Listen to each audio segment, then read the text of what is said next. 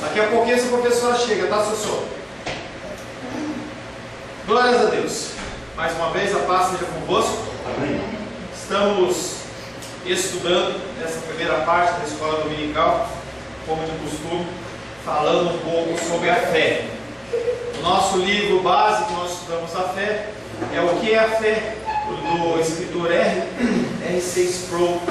É um livro fininho. Ele tem uma série de questões que são importantes dentro do cristianismo. E esse primeiro tema que nós estamos trabalhando é o que é a fé. Finalizamos na semana passada falando sobre a loucura de Noé. Noé, que era um homem fora do seu tempo, recebeu uma incumbência de Deus que dificilmente algum de nós poderia achar que realmente era uma incumbência divina. Deus manda ele construir uma arca num lugar que não havia um rio, numa terra que nunca havia chovido, e por 100 anos aquele homem perseverou na construção daquela arca, com o desígnio santo da preservação da humanidade e extinção da pecaminosidade humana. Tudo bem? Vamos falar agora, a partir de hoje, falar sobre Abraão. Abraão, ele tem uma fé que é chamada fé que obedece. Um dos conceitos mais importantes sobre fé é obediência, porque você ter fé apenas por ter fé, pouco vale. Depois de falar sobre a fé de Abraão, de Abel, Enoque e Noé, o autor de Hebreus chega a Abraão. Esse homem foi chamado pai de todos os que creem. Abra aí Hebreus 11:8, por gentileza. Hebreus capítulo 11, verso 8.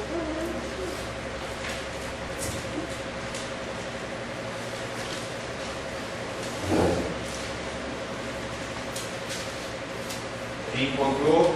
Leia por gentileza. Pela fé, Abraão, quando chamado, obedeceu a fim de ir para um lugar que devia receber por herança e partiu sem saber aonde iria.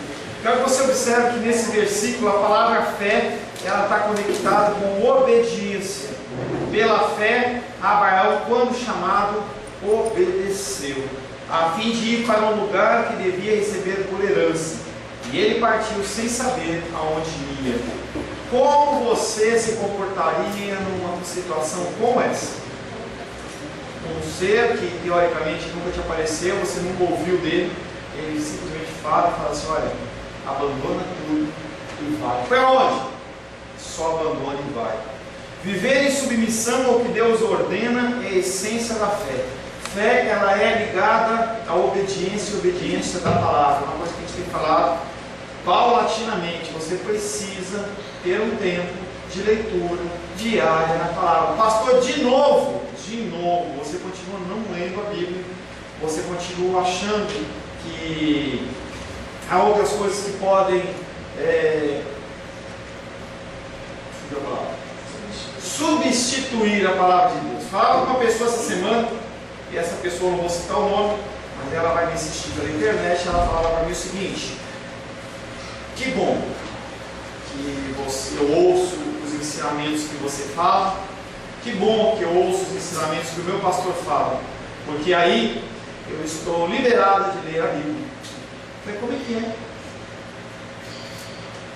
Não, é porque você é um homem de Deus, o meu pastor também é um homem de Deus, vocês falam coisas que são da palavra de Deus. Então, já que eu participo do culto, já que eu assisto as ministrações pela internet, eu não preciso ler a palavra. E aí eu brincando com uma pessoa e falei assim: olha, eu te repreendo em nome de Jesus. Se tem uma coisa que você não pode deixar de fazer, chama-se ler a palavra de Deus. Aí ela deve dar risada quando ela assistir essa palavra na segunda-feira, mas eu não poderia deixar de comentar. As pessoas, elas acham que podem substituir a palavra por outra coisa. É que nem você achar que você pode deixar de almoçar, de jantar, de tomar café da manhã apenas tomando as vitaminas, tomando aqueles comprimidinhos. Você pode, por um breve tempo, enquanto você ainda tem calorias e gorduras no seu organismo, se manter estável, mas conforme o tempo vai andando, você vai começar a definhar, e talvez chegue até a morte, ou não, provavelmente você vai chegar até a morte. Viver em submissão ao que Deus ordena é a essência da fé. Não temos como ter uma fé vazia, a nossa fé é na palavra de Deus. Isso foi o que Abraão fez, num grau muito mais profundo do que nós estamos acostumados, pelo que ele é chamado de pai daqueles que creem. Quando se fala em obediência, quando se fala em fé, o nome que vem à mente chama-se Jesus Cristo. Depois dele, Abraão. Tá? Então, quando nós pensamos no elemento humano natural, sem a essência divina, que Jesus Cristo era 100% homem, 100% divino, quando você pensa em um ser humano, Abraão era o exemplo da fé. Não foi Moisés, não foi João Batista, não foi Jeremias, Isaías, nem Elias, mas foi Abraão. Pastor, por exemplo, eu acho assim, Noé, 100 anos ali construindo uma arca num local que não chovia, que não tinha rio, não é mais forte assim? A Bíblia diz que não. Entre o que a gente acha e o que a Bíblia diz, a gente fica com o que a Bíblia diz. A Bíblia diz que o Abraão, o nome dele, ele era Abraão e passa para ser Abraão, pai de muitas nações, mas ele é o pai daqueles que creem. Toda a crença ao exemplo de obediência chama-se Abraão.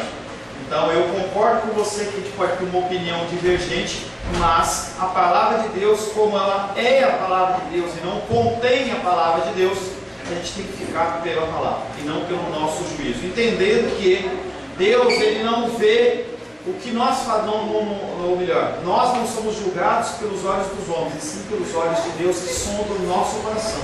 E segundo a inspiração da palavra de Deus, que foi por ele, Abraão, ele é o pai daqueles que creem, ele é o exemplo de Cristo. Tá? Viver em submissão é o que Deus ordena, é a essência da fé. Isso foi o que Abraão fez em grau profundo, pelo que ele é chamado, pai dos que creem. Quando Abraão ainda vivia em meio a uma terra pagã, Deus lhe apareceu, na verdade não apareceu como figura humana, ele lhe apareceu e lhe fez uma promessa de que ele seria o pai de uma grande nação. Gênesis 15, 6, abre aí. Gênesis capítulo 15, verso 6.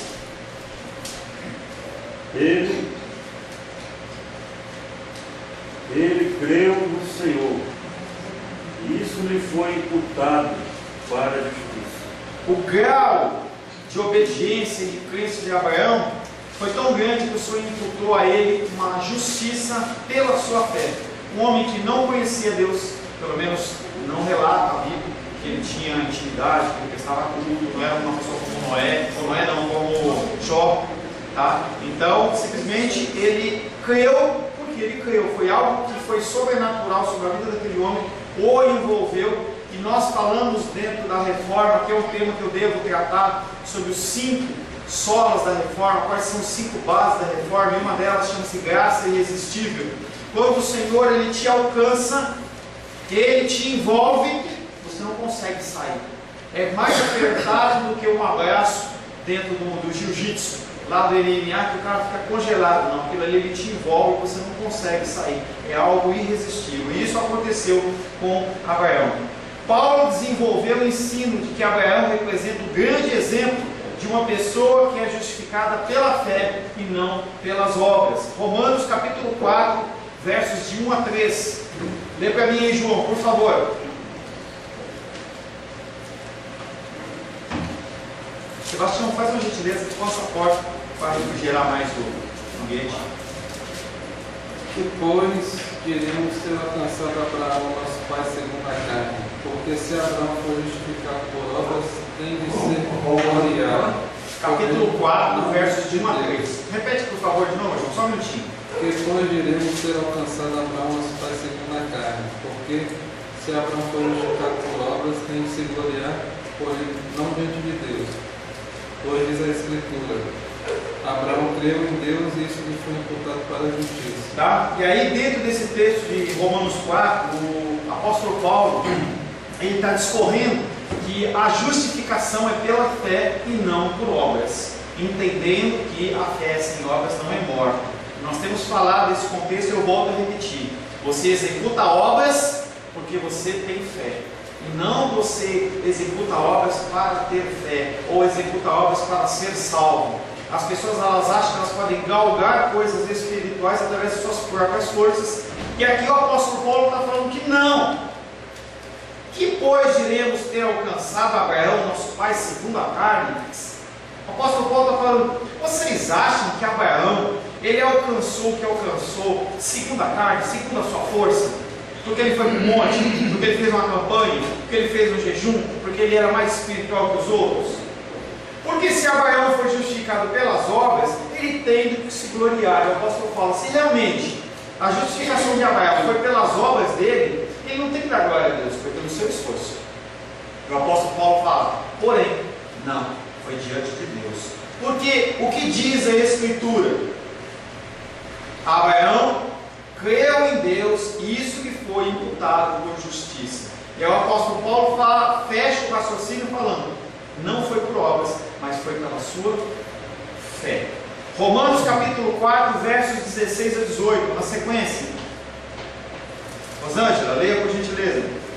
Essa é a razão por que provém da fé, para que seja segundo a graça, a fim de que seja firme a promessa para toda descendência, não somente ao que está no regime da lei, mas ao que é da fé que teve Abraão. Porque Abraão é o pai de todos nós, como está escrito. O pai de muitas nações te constituí, perante aquele no qual creu, o Deus que vivifica os mortos e chama a existência as coisas que não existem.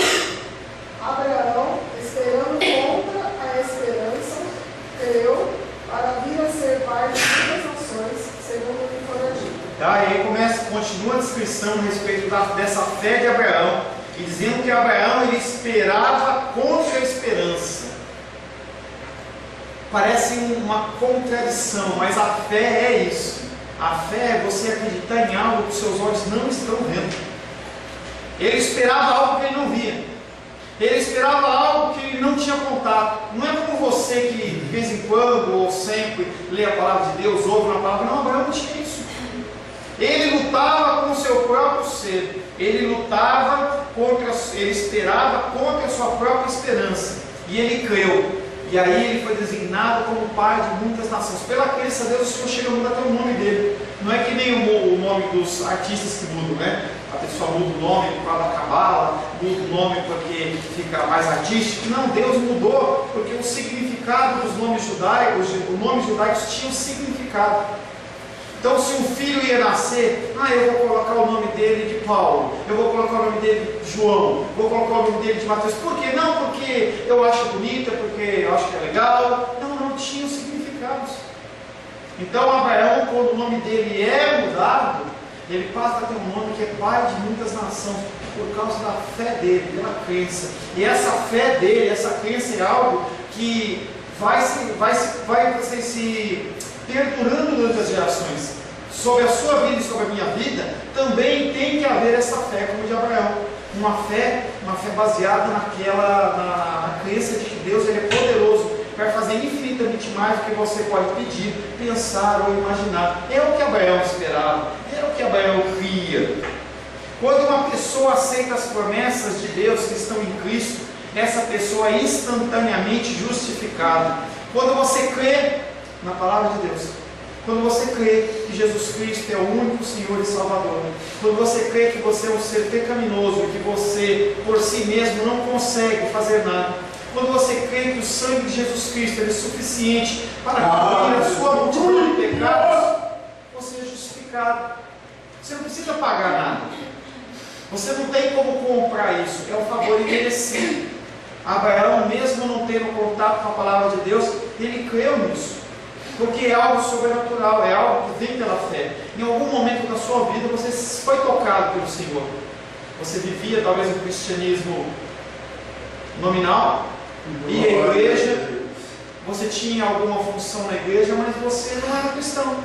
Eu lembro que eu andei andei um tempo na igreja, sem nunca ter confessado Jesus Cristo como Senhor e Salvador. Nunca ninguém tinha me falado. Eu simplesmente continuei caminhando, até que eu vi um pastor falando sobre isso e pensei, poxa, eu nunca confessei Jesus Cristo como Senhor e Salvador. E as pessoas, elas acham que elas podem continuar seguindo, porque a gente, conforme a gente vai entrando num grupo de pessoas, você começa a se acostumar com o que a pessoa fala, o que as pessoas falam. É aquilo que eu falo, não fala mais bom dia, fala a paz do Senhor. Aí dá um glória a Deus, dá um aleluia, às vezes levanta as mãos. Você vai se acostumando, daqui a pouco você é entendido como uma pessoa que é cristão. Isso aconteceu comigo. Eu comecei a frequentar uma igreja que a minha irmã frequentava já há algum tempo. Eu sempre fui uma pessoa que gostei de trabalhar bastante na obra. E as pessoas falam, não, esse cara já tem 10 anos de crente, 15 anos. Nunca fui crente. E eu estava lá, simplesmente seguindo uma sequência, estava indo com as ondas e nunca tinha feito a minha confirmação perante o Senhor.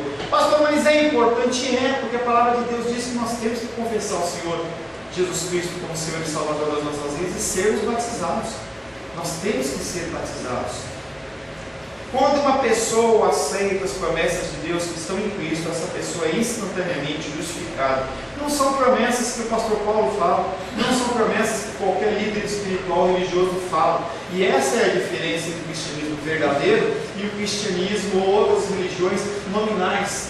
As pessoas, elas se firmam e se fixam em líderes religiosos como se eles fossem diferentes, como se eles fossem pessoas que pudessem mudar a minha vida ou a sua vida. Eu não posso mudar a sua vida. Eu não posso mudar a sua vida. Apenas Deus pode mudar a sua vida. Foi assim que Abraão foi considerado como justo por Deus, porque ele creu na sua promessa. Deus fala para ele, sai que eu vou te mostrar uma terra. Ele simplesmente creu. É uma fé que está acima do natural. Não é uma fé normal. Não é uma fé que eu posso, inclusive, exigir de mim ou exigir de você. É algo que vem de Deus realmente. À medida que o tempo passava, Abraão demonstrava a sua fé por meio da obediência. No momento inicial ele acredita porque ele acredita naquela palavra. Mas aí você vê que a fé de Abraão não é uma fé simples. E aí nesse ponto você tem uma obrigação, colocar em prática a sua fé. Se você realmente acredita que Deus ele é soberano sobre a sua vida, se você crê realmente nas palavras de Deus, como por exemplo, que o justo não mendigará o pão, por que você se preocupa com a alimentação? Não que você não tenha que trabalhar. Se você crê realmente que o Senhor ele é aquele que provê a sua saúde, por que tanto desespero? Por que tanta preocupação? Eu preciso. Por que esse desespero? Não que você não tenha que cuidar da sua saúde. Sim, você tem que cuidar da sua saúde. Mas é diferente. A preocupação do mundo, ela não entra no seu coração. Você tem uma dificuldade com o teu filho, você tem uma dificuldade com a sua filha, você se preocupa sim, mas o Senhor é aquele que guarda. Nós somos aliançados no Senhor. Os nossos filhos são aliançados no Senhor através de nós. E nós temos que crer nisso. Porque se a gente não crer nisso, vai ser um desespero. E aí, quando você sai desse conceito de soberania de Deus, em que Deus realmente ele cuida daqueles que são dele e que de maneira nenhuma lança eles fora, se você sai desse contexto, você vai viver uma vida de julgo, em que você vive todos os dias caçando e buscando a salvação. Se você descuidar um minuto, pode ser que o diabo ele venha e te pega. Se você faltar um culto, se você faltar uma oração, se você acontecer alguma coisa diferente com você, você está perdido. E você fica o tempo inteiro vigiando como se fosse lá no Vietnã, em que eles estavam lá naquelas moitas lá, e se eles ouvissem uma pisada num galho, o cara já tinha que atirar porque era um Vietcong que estava indo matar ele. Você não pode viver assim, não tem que viver assim. O mundo vive assim. A pessoa vive naquele desespero. Você tem que estudar para melhorar de vida. Você tem que estudar para receber mais, para você ter um padrão de vida melhor. Mas não pode ser o cerne da sua vida. Não, eu tenho que fazer. Eu lembro um conhecido amigo meu, em que ele era presbítero e ele era professor de dominical e dava uma aula maravilhosa. E aí aquele homem já ganhava um valor muito alto. E ele, não, eu preciso fazer um curso de pós-graduação porque eu preciso ganhar mais. Mas e aí, o que isso vai incorrer? Não, eu vou ter que parar de dar aula dominical. Eu vou ter que parar de fazer isso, parar de fazer aquilo, não tenho mais contato com a família, porque eu tenho que estudar, e eu tenho que fazer uma série de coisas. Mas qual é a prioridade? Qual que é o desespero? E aí você fica naquela, o mundo quer que você cada vez tenha mais, e você coloca o seu foco nisso, E o tempo vai passando, a gente vê tantos filmes na televisão em que os pais, as mães se dedicam. Quando chega numa hora, o filho já está com 15 anos, 16 anos. Tem até uma chargezinha, um desenho que eu vi uma vez, em que aparece assim, o filho falando com o pai pequenininho, puxando a perna do pai: papai, desculpa filho, não deu tempo.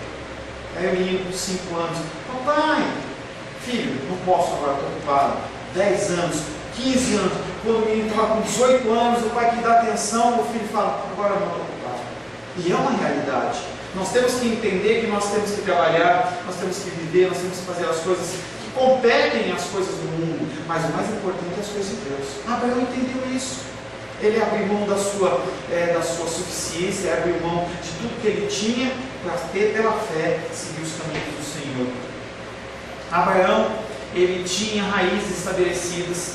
E entenda que ele era um homem velho, ele não era um homem jovem, não era um rapazão que nem o João, que nem o Mateus, não, ele era uma pessoa já idosa, ele já tinha uma idade, e ele sai em todo o contexto dele. Ele tinha suas raízes estabelecidas firmemente, sua família era desse lugar, seus bens estavam ali, sua herança estava ali, mas quando já velho, Deus veio a ele e lhe disse: quero que você saia da sua terra, saia do lugar em que você está culturalmente confortável, farei de você um forasteiro numa terra alheia e estranha, e eu nem vou te falar onde é, mas eu vou te mostrar onde é. Que promessa doida, que coisa maluca. Talvez Deus não apareça para você e fale esse tipo de coisa, mas Ele fala: confia nele, Ele fala: confia em mim. Na sua dificuldade, confia em mim. Na sua dor, confia em mim. Faça a sua parte, confia em mim. Talvez a sua nova Jerusalém não seja uma terra, talvez seja algo que você convive no seu dia a dia, algo que você realmente tem que simplesmente soltar e entregar nas mãos do Senhor.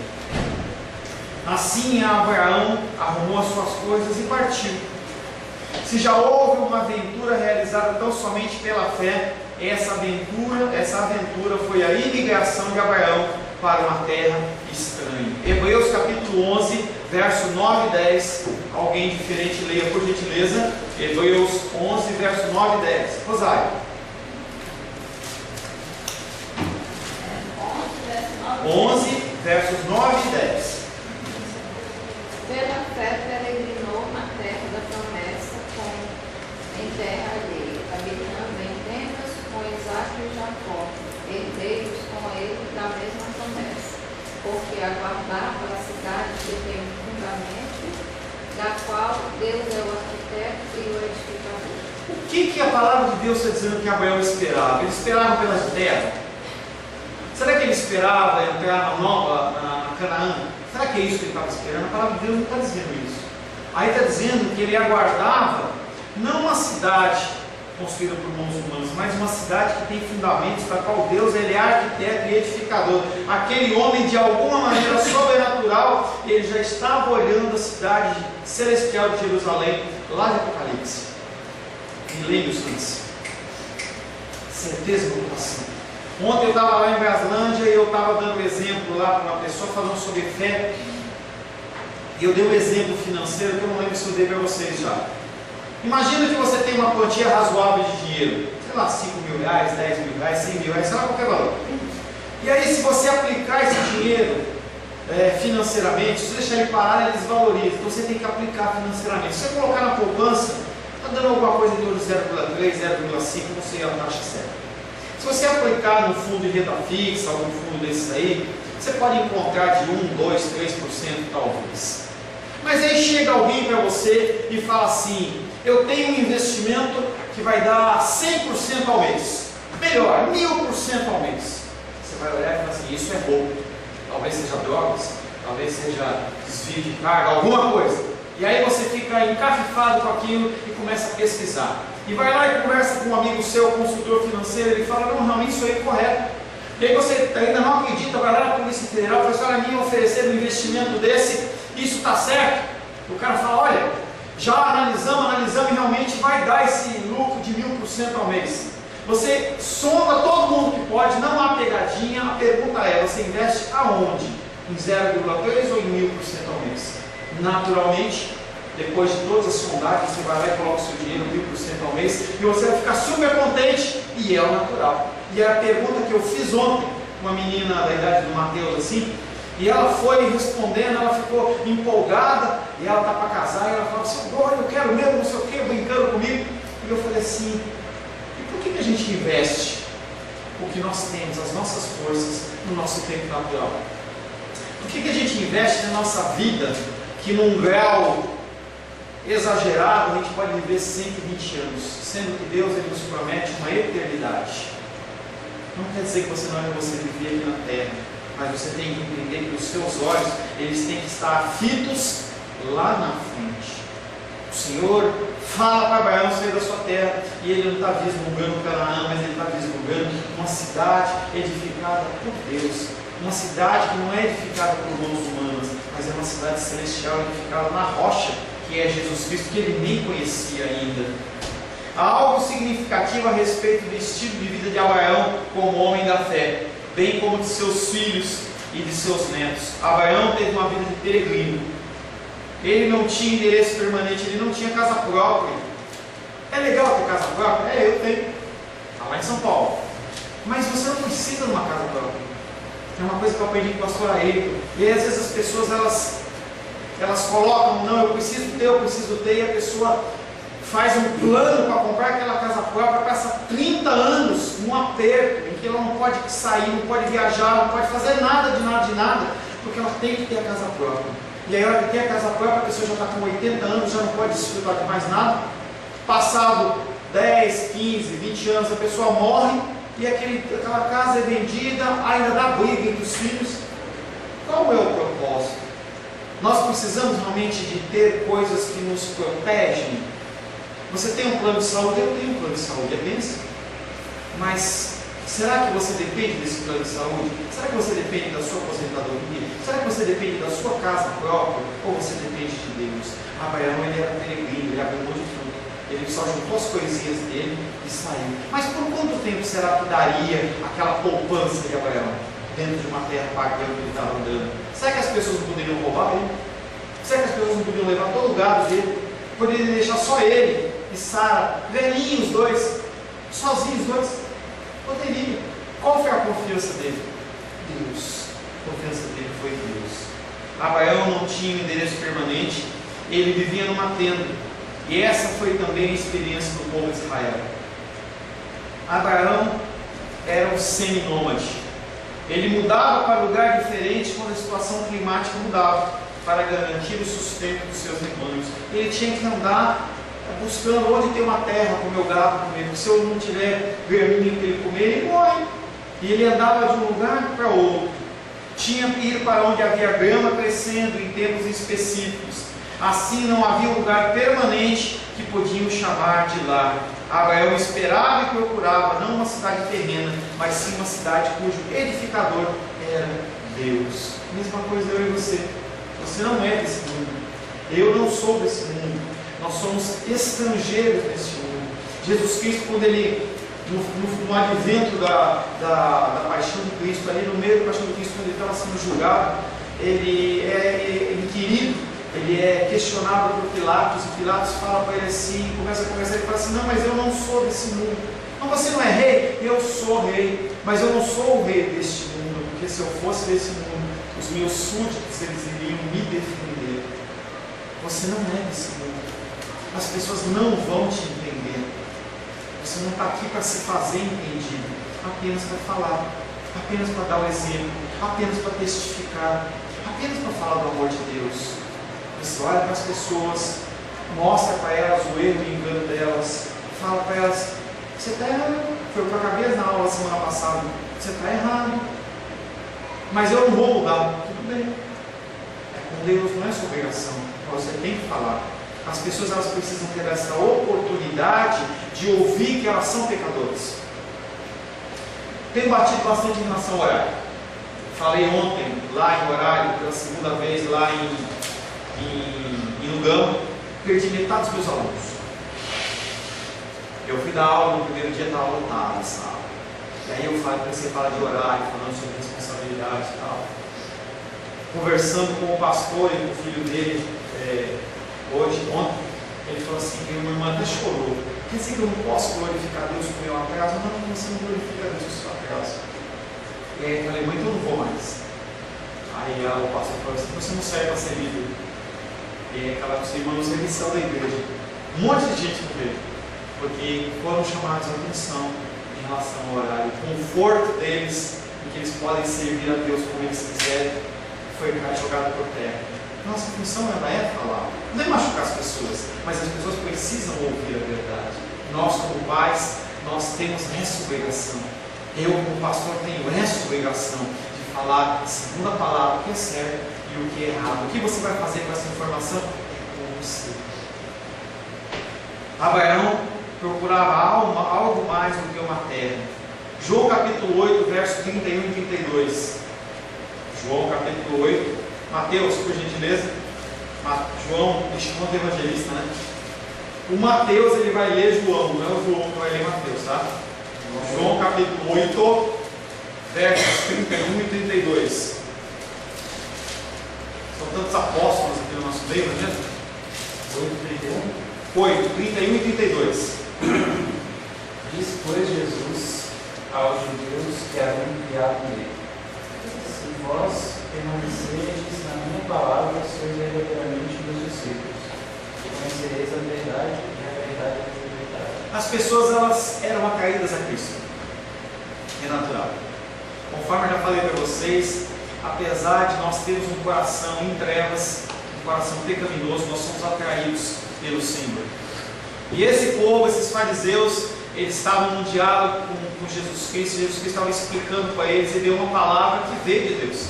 Ele fala para eles: se vós permanecerdes na minha palavra, vós verdadeiramente sereis meus discípulos e conhecereis a verdade, e a verdade vos libertará. E aqueles homens ficaram muito empolgados, porque eles se olhavam como os israelitas especiais de Deus, e eles o eram. Só que os verdadeiros israelitas, eles eram especiais, mas não eram todos. E eles ficam invocados por Jesus Cristo e respondem para ele. Verso 33, alguém leia por gentileza? Mesmo o Evangelho de João, capítulo 8. Responderam-lhe: somos descendência de Abraão e jamais fomos escravos de alguém. Como dizes tu, sereis livres? E aí a primeira, como a minha esposa fala comigo, a primeira defesa é o ataque. Aqueles homens ouvem que eles não são livres e eles se defendem de maneira natural. É o normal. A gente tem visto isso com Nicodemos, a gente tem visto isso com a mulher no poço lá, a mulher samaritana. E esse povo é a mesma coisa. Você recebe uma informação espiritual, se você não é do Espírito, você tenta de alguma maneira digerir aquilo de forma natural. Você quer amoldar aquilo ao que você acredita. E eles homens olham e falam assim: você está falando que a gente vai ser livre? Nós somos filhos de Abraão, nós nunca fomos escravos de ninguém. E aí Jesus Cristo continua com a sua mansidão, respondendo dentro da palavra. João capítulo 8, verso 31 e 32, alguém continue lendo, por gentileza. Alguém, por gentileza? Sim, eu sei disso. 8, 31 e 32. Disse, pois, Jesus aos judeus que haviam crido nele: se vós permanecerdes na minha palavra, sois verdadeiramente meus discípulos, e conhecereis a verdade, e a verdade vos libertará. A verdade que liberta não é uma libertação física, é uma libertação espiritual. É que eles homens estão pensando no contexto natural. Você não tem nenhuma algema do pé, você não tem nenhuma bola de ferro no pé que te prende. Dá uma olhadinha nele, por gentileza. Você não tem algo que te prende fisicamente, você não está na prisão, você não é escravo. Mas espiritualmente, muitas vezes você é escravo das suas emoções, dos seus preconceitos. E essa palavra é a palavra que liberta. Fariseus, eu não estou falando que vocês são presos, são escravos, presos fisicamente, vocês são escravos espirituais, porque o conhecimento da palavra te traz libertação. Você começa a olhar situações de uma outra ótica, a ótica de Deus, que é a única ótica correta. Não há homem que pode ter uma ótica melhor do que a de Deus. Por isso que primeiramente nós temos que buscar o conselho em Deus. fariseus se ofenderam e responderam o que nós já falamos em João 8,33. E aí Jesus olha para eles e fala assim: vocês são realmente filhos de Abraão? João capítulo 8, verso 39 e verso 56. Primeiro 39. Então lhe responderam: nosso pai é Abraão. Disse-lhe Jesus: se sois filhos de Abraão, praticai as obras de Abraão. Gente, fariseus, se vocês realmente são filhos de Abraão, faz o que Abraão falou. Se você realmente é filho de Deus, se você acredita em Cristo, haja como Cristo age, em relação a todos os aspectos. Deixe ser conduzido pelo Espírito Santo de Deus nas situações. Abandone os seus preconceitos, as suas travas, os conhecimentos que você adquiriu no mundo. A nossa fé, ela é uma fé dinâmica. E você tem que entender que conforme você vai caminhando, os conceitos eles vão sendo apurados ou substituídos. Você não pode ficar naquele conceito: não, eu acreditava que era assim e é assim até eu morrer. Não. Você, quando era criança, você entendia de uma certa maneira. Quando você era jovem, de outra maneira. Adolescente, quando você é adulto, quando você é mais velho, você vai mudando. Não é que você muda a sua fé, mas você aprimora a sua fé. Algumas coisas que você acreditava, você tem que lançar fora, porque não valem mais. Falava com a Rosângela ontem, estava lá lavando a louça, porque homem pode lavar a louça também, tá? Estava lá lavando a louça, e aí tinha um copinho daqueles de chuquinha lá, que a Luiz usava quando ela era bebezinha. Eu olhei para a Rosângela e falei assim: quando que a gente vai jogar isso fora? Eu falei assim: não, sempre tem uma serventia. Vem aqui uma pessoa, vem a Sofia, sempre alguém usa esse copo, deixa ele aí. Mas a Luísa, que é a minha filha, ela não tem mais a necessidade de usar. Às vezes, quando ela dá uma de bacon e usa, eu vejo que ela está no pau, tá? E usa, mas ela não precisa mais de usar. Você tem conceitos na sua vida que você precisa deixar embora. Coisas que precisam ser recicladas, precisam ser mudadas. A gente voltou a titia para o apartamento dela, pelo menos dentro do nosso entendimento, de uma forma definitiva, e ela tinha uma televisão zona daquela lá de tubo que pesava 50 quilos, entendeu? 20 polegadas, e é aquele tubão lá. Funciona, mas ela ficou lá em casa, a gente comprou uma televisão de tela plana, fininha e tal. Gente, é hora de pegar aquela televisão e jogar fora, para colocar nova. As coisas que já foram velhas estão lá. Eu lembro de estar brincando com ela ontem. Tinha umas almofadas lá que era do tempo que eu ainda era bebê, lutava. Ela jogou tudo fora, entendeu? A gente precisa abrir mão das coisas. Esse quartinho de bagunça que você fica guardando, porque pode ser que você não vai usar. Abençoa vidas, deixa passar, deixa embora. Você não precisa ficar se apegando a esse tipo de coisa. Abraão foi assim. Os fariseus não eram assim. Somos descendência de Abraão e jamais somos escravos. Se vocês são filhos de Abraão, pratiquem as obras de Abraão. Se vocês são de Cristo, pratiquem as obras de Cristo. Continua, Luiz, verso 56. Abraão, vosso pai, alegrou-se por ver o meu dia, viu-o e regozijou-se. Se alegra em Deus nos novos tempos. Aqueles homens não conseguiam olhar uma coisa que Abraão lá atrás já estava contemplando, uma cidade feita pelas mãos de Deus. E aqueles homens apegados: não, eu tenho que ter o templo, eu tenho que ter o sacrifício, eu tenho que fazer isso, eu tenho que fazer aquilo, porque se eu não fizer, Deus me abençoa. Como se Deus ele fosse condicionado por alguma ação sua. Que Deus é esse que você serve? Ontem falava também, as pessoas ficaram incomodadas. Que Deus é esse que você serve? Será que Deus ele é condicionado com você? Se você não fizer uma coisa ou não fizer outra? Se você não for lá e colocar um pratinho de farofa para esse Deus seu, ele não acha? E se ele não fizer algo que você quer servir, ele de cabeça para baixo, ele vai ficar lá? Gente, o nosso Deus ele é soberano. Você tem que entender o conceito de quem é esse Deus que você serve. O autor de Hebreus disse exatamente o mesmo que Jesus estava falando. Abraão aguardava não somente a promessa da terra, mas ele aguardava a promessa do Redentor, a qual se cumpriu na pessoa de Cristo. Ele não sabia, mas ele já aguardava. Quando Paulo ensinou a doutrina da justificação apenas pela fé, na sua epístola aos Romanos, a pessoa que ele usou para ilustrar para a salvação, como a salvação opera pela fé, foi Abraão. Mais um exemplo para você. Ele não usou Noé, ele usou Abraão. E a palavra de Deus ela é divinamente inspirada. Ele usou porque ele quis. Ele usou porque Deus falou, usa Abraão como exemplo, porque ele é o exemplo de fé. Não é Noé, não é o nenhum, é Abraão. Ele formulou o ensino de que pessoas no Antigo Testamento eram redimidas exatamente da mesma maneira como são redimidas hoje. O nosso Deus não mudou. Da mesma maneira que Abraão foi justificado pela fé, hoje você é justificado pela fé. Não é pela sua força, não é pelo que você faz, não é pelo dízimo que você entrega ou não entrega. É pela graça de Deus. É a mesma coisa. O Deus do Antigo Testamento, ele não mudou. Ele tinha alguns outros procedimentos, porque não havia figura de Jesus Cristo como um símbolo da graça, mas a graça, ela sempre houve, sempre existiu. O povo de Israel merecia ser queimado no inferno pelas suas idolatrias, e Deus sempre dava uma outra oportunidade. Graça, graça, graça, graça. Da mesma maneira que no Antigo Testamento as pessoas elas eram justificadas pela fé, hoje você é justificado pela fé. Pastor, qual a importância de eu estudar o que é a fé? Você entender a sua salvação. Você entender a sua salvação. Você tem obrigações, responsabilidades, mas você não alcança essa salvação pela sua força, mas você alcança pela fé. O mérito da salvação no Antigo Testamento eram méritos de Cristo e não méritos de touros e bodes. E os israelitas achavam que eles podiam chegar a Deus por causa dos sacrifícios. Hebreus capítulo 10, verso 4 diz: porque é impossível que o sangue de touros e de bodes remova pecados.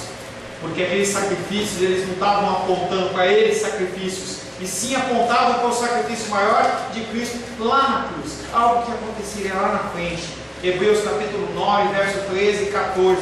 Portanto, se o sangue de bodes e touros e a cinza de uma novilha, aspergidos sobre os contaminados, os santificam, quanto à purificação da carne, muito mais o sangue de Cristo, que pelo Espírito eterno a si mesmo se ofereceu sem mácula a Deus, purificará a nossa consciência de obras mortas para servirmos a um Deus vivo. Você tem que fazer obras, você tem que viver, você tem que agir como Cristo agia, mas a salvação não vem pelo seu esforço físico, vem pela fé. Não adianta você fazer sacrifício, não adianta você ir de joelho daqui até não sei aonde, não adianta você vender todos, o apóstolo Paulo fala assim, vender todos os seus bens e dar aos pobres. Não adianta você se jogar no fogo para ser queimado. Não adianta você fazer nada disso. Sem amor, não vale nada. E esse amor é alicerçado na fé em Deus. Você tem que mudar o seu conceito. Você tem que crescer em Cristo. Os sacrifícios de bodes, de novilhas, de pombinhos, o que quer que seja, eles já profetizavam a vinda do Messias. Não há mais necessidade hoje de você sacrificar nada, porque o sacrifício já foi feito na cruz do Calvário. Então, se algum líder religioso falar para você, não, você precisa dar o seu apartamento, você não precisa dar o seu apartamento, você não precisa dar o seu carro. O que você oferece, o que você entrega é em obediência ao Senhor primeiramente e também como gratidão por tudo que Ele tem feito. O conceito é diferente. E eu vi um líder religioso na televisão que ele falava assim, se você dá o dízimo sem esperar nada em troca, você é um otário. E as pessoas aplaudem aquele homem, um homem que já foi de Deus enormemente, hoje influenciado pela psicologia, por conceitos do mundo, está levando as pessoas a procurar. A única diferença entre Abraão e nós é a diferença do tempo, é a direção do tempo. Abraão olhava lá para frente, esperando a cruz. Nós olhamos lá para trás, observando a cruz, em que Cristo foi morto, crucificado, ressuscitou, para me salvar e se salvar. Aleluia! Abraão olhava para frente para a cruz, nós olhamos para trás para a cruz. A fé de Abraão estava na promessa, nossa fé está no cumprimento da promessa. Mas o meio de salvação era o mesmo para Abraão, como é para nós hoje, a fé naquele que existe eternamente, Jesus Cristo. Amém, queridos? Glória a Deus. A paz seja convosco. Meu nome é Paulo César Eu sou pastor da Igreja Cristã Semente de Vida, aqui em Brasília, Distrito Federal. Me alegro que a palavra tenha te alcançado. A palavra faz isso, ela alcança as pessoas aonde quer que elas estejam, e você foi agraciado com esta palavra. Não que eu tenha nada especial a te dizer. A palavra ela é suficiente e ela usa quem ela quer. E eu me alegro por ter sido um canal para poder te abençoar. Mas eu quero te dizer que não basta você ser um ouvinte, não basta ser uma pessoa que se alegra quando você ouve a palavra de Deus. A vida ela é feita de decisões. Se você está ouvindo essa palavra hoje, eu creio que o Espírito Santo tem um propósito especial com você. Muito mais do que prosperidade, muito mais do que uma cura física, uma cura emocional ou espiritual, Ele quer te alcançar para a vida eterna. Nós investimos nosso tempo, nós investimos as nossas forças em coisas terrenas, mas o Senhor Ele tem muito mais a oferecer. Ele tem sim para você a cura, Ele tem sim para você a prosperidade, mas Ele tem muito mais que isso. Submeta-se a um Deus que Ele é capaz de mudar e transformar a sua vida por completo. Creio que o Espírito Santo Ele é capaz de tocar o teu coração. Quero pedir que você curve a sua cabeça. Senhor, em nome de Jesus, coloco na tua presença essa vida que ouve esta ministração, que ouve esta palavra.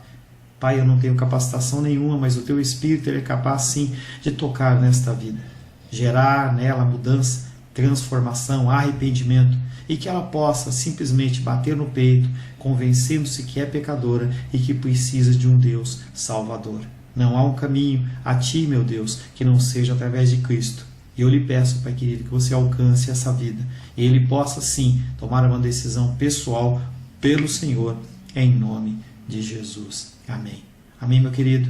Amém, minha querida. Fico contente que você esteja ouvindo essa ministração até o fim. E peço que você não se limite a ouvir os cultos pela internet. Você procure perto da sua casa uma igreja, um lugar que proclame a palavra do Senhor. Eu oro para que o Espírito Santo te direcione nessa busca, porque muita coisa tem sido oferecida que não é o Evangelho. Eu abençoo a sua vida em nome de Jesus. Amém.